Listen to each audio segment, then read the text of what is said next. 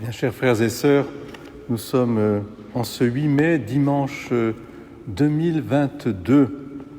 J'aimerais avec vous d'abord fêter le bon pasteur, puisque c'est la fête de tous les pasteurs, de ceux qui donnent à la suite du Christ leur vie, pour que les autres aient la vie, et la vie qui ne finit pas, la vie éternelle. Et il y a un bon pasteur, c'est le Christ Jésus.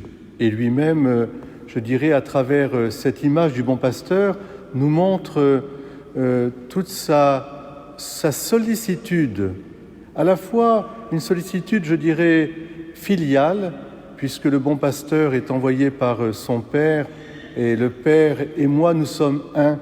Il y a quelque chose de familial dans cette image du bon pasteur. Et elle est d'autant plus une image familiale que tout de suite, Jésus nous dit que le bon pasteur, il rassemble ses brebis dans un enclos où il fait bon être à l'abri aussi, chaleureux. Et puis, quelque chose aussi je dirais, qui nous réunit et nous rassemble dans une communion avec la création tout entière, puisque le bon pasteur va conduire ses brebis dans les bons pâturages. Ces bons pâturages qui sont une image évidemment de l'Eucharistie et surtout de la vie éternelle. Nous allons être nourris de la vie même de Dieu. Mais c'est une nourriture qui passe à travers le cosmos tout entier, parce que la création tout entière, elle est déjà, je dirais, lumière, présence, élan vital, élan créateur et créatrice qui recrée à chaque fois. Mais alors, la vie même de Dieu en nous. À mes brebis, je donne la vie éternelle. Et puis enfin, quelque chose aussi d'important et qui va nous ramener au thème essentiel de cette homélie, c'est que le bon pasteur, il donne sa vie pour ceux qu'il aime, c'est-à-dire il les défend du loup ravisseur, il les défend de celui qui veut instaurer la guerre permanente. Donc le bon pasteur est aussi évidemment l'image merveilleuse de cette paix. Et justement, qu'est-ce que c'est que la paix du Christ ? En hébreu, on dit shalom.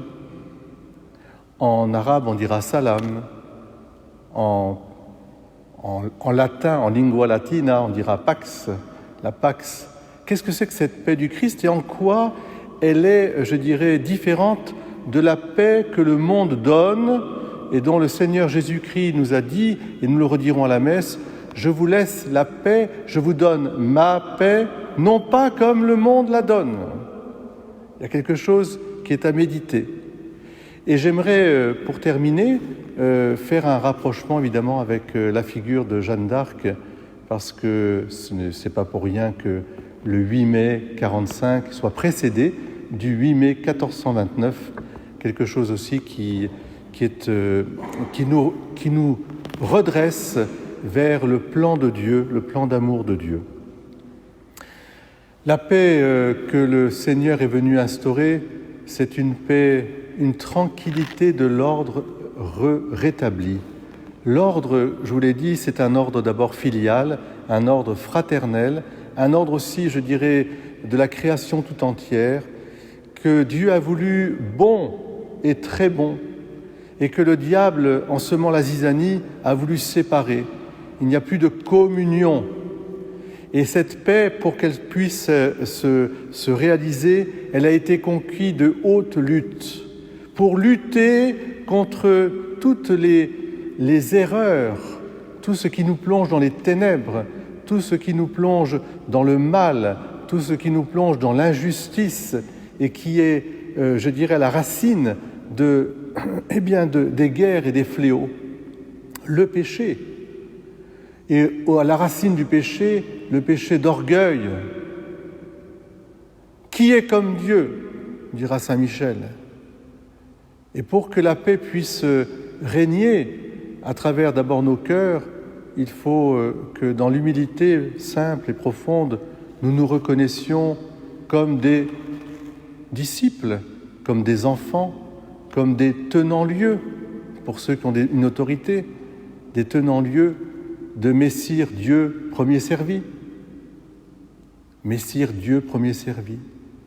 C'est ce que le Christ est venu, je dirais, nous redire à travers l'universalité du salut, dont nous avons entendu un beau passage dans l'Apocalypse, dans cette lecture, où nous voyons de toute langue, toute nation réunie, mais qui chantent la louange de leur Créateur et Rédempteur, de cet agneau qui a sauvé le monde.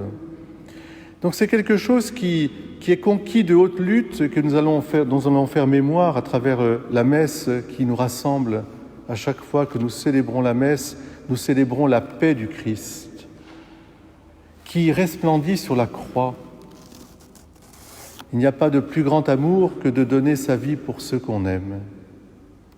C'est cette paix-là, vous comprenez, qui n'est pas celle du monde, parce que la paix du monde que le Seigneur ne veut pas, c'est une paix qui n'est pas l'absence de conflit, qui n'est pas l'absence d'opposition, mais c'est une fausse tranquillité.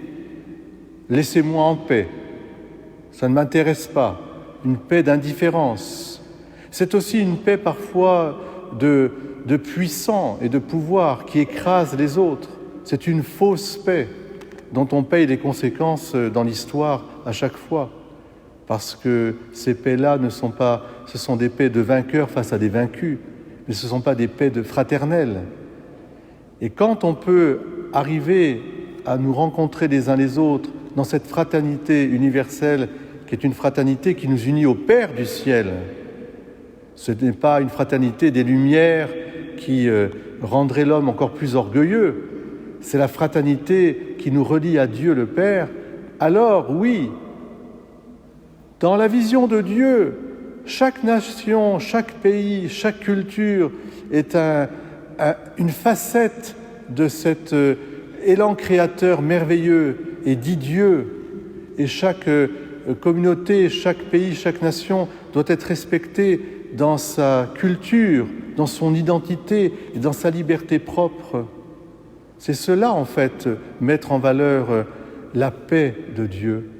Parce que, comme le disait Jeanne d'Arc à son procès, Dieu aime les Anglais, ma chère anglaise ici, mais parce que nous aimons les Anglais, bien sûr, et moi aussi, mais chez eux, c'est-à-dire dans leur culture, dans leur richesse à partager. Mais toutes les formes de totalitarisme nivellent, c'est diabolique parce que ça nivelle absolument toutes les différences. Ça veut simplement ne voir qu'une seule tête, et encore on les coupe les têtes. Il n'y a plus de culture, il n'y a plus de différence, il n'y a plus cette paix de Dieu. Il y a au contraire une paix qui est une paix violente, mais qui ne tient pas, bien sûr. Alors voyez la paix de Dieu, ce que c'est le don de soi pour les autres, c'est le don de sa vie pour les autres, pour qu'ils aient la vie éternelle. Ce n'est pas une fausse paix qui simplement serait fondée sur des acquis matériels, des assurances, quelles qu'elles soient les assurances, je n'ai rien contre les assureurs, mais il faut que nous ayons l'assurance du ciel. À quoi sert à l'homme de gagner l'univers s'il en vient perdre son âme? Et c'est là que la geste de Jeanne d'Arc est tout à fait exceptionnelle. Parce que lorsqu'en le 8 mai, elle délivre Orléans, elle le fait à force de Dieu. Elle ne les fait pas à force des armes, même si bien sûr il y avait une armée, mais elle sait très bien que c'est Dieu qui passe à travers, devant elle, avec son oriflamme, Jésus et Marie, et elle a toujours à cœur le salut des âmes, quels que soient les camps qui les opposent, en disant « Mes frères français, bourguignons, anglais, ayez pitié de votre âme. Rappelez-vous que vous allez vous présenter peut-être pour certains devant Dieu. Qu'avez-vous fait de votre âme ?» Elle-même donnait l'exemple, elle se confessait régulièrement. C'est dit dans son procès. Elle se confessait très régulièrement et elle communiait à chaque occasion. Et elle faisait bien sûr ses prières, comme on dit. Et elle demandait ainsi aux Anglais, comme aux Français, comme aux Bourguignons, elle leur disait « N'oubliez pas de vous confesser, N'oubliez pas de demander pardon pour vos péchés. N'oubliez pas de prier le Notre Père du ciel qui vous aime comme ses enfants et qui n'a pas d'acception pour personne.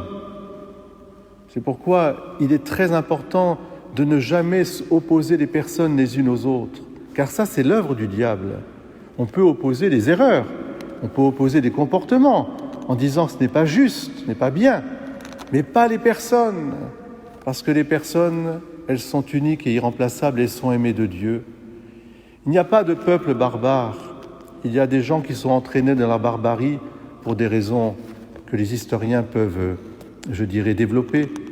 Mais il n'y a pas de peuple barbare, il y a simplement des gens qui perdent la raison et qui sont conduits par des gens qui sont orgueilleux et qui font perdre la raison. Alors vous voyez, aujourd'hui, c'est cela qu'il nous faut peut-être témoigner, bien sûr, à travers la mémoire du sacrifice de tant et tant de personnes pour que la paix puisse être maintenue face à des agresseurs aussi. Mais à quelles conditions ? Et j'ai plaisir à me souvenir du chemin de Schuman et de Adenauer qui ont voulu bâtir la paix en Europe sur les valeurs spirituelles qui étaient au cœur de leur programme.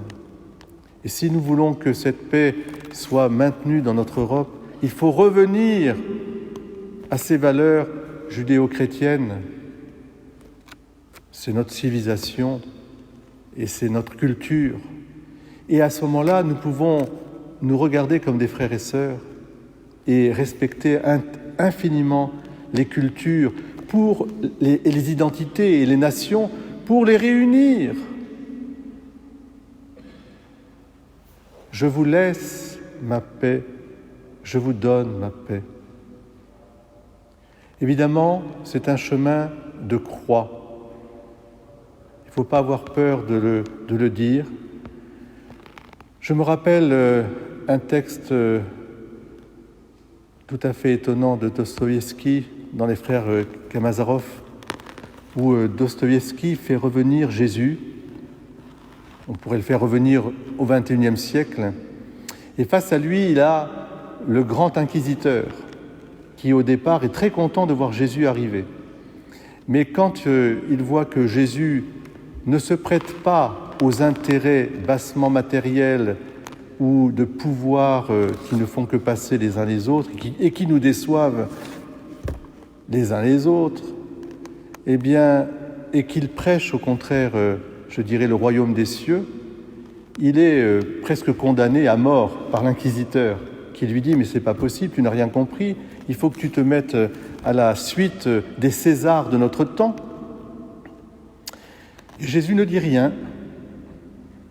Et Jésus est conspué et bafoué, il ne dit rien.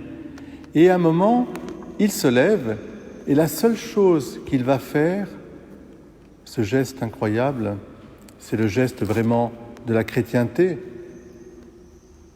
de la chevalerie même, c'est qu'il va vers l'inquisiteur et il l'embrasse. Il lui donne sa paix, même s'il sait qu'il va mourir encore une fois. Et bien que cette image, dernière image, eh bien c'est celle de Jeanne d'Arc aussi. Jésus, Jésus, Jésus, Fils de Dieu Sauveur, donnez-nous votre paix, nous n'en voulons pas d'autre. À toi, puissance et gloire, pour les siècles des siècles. Amen.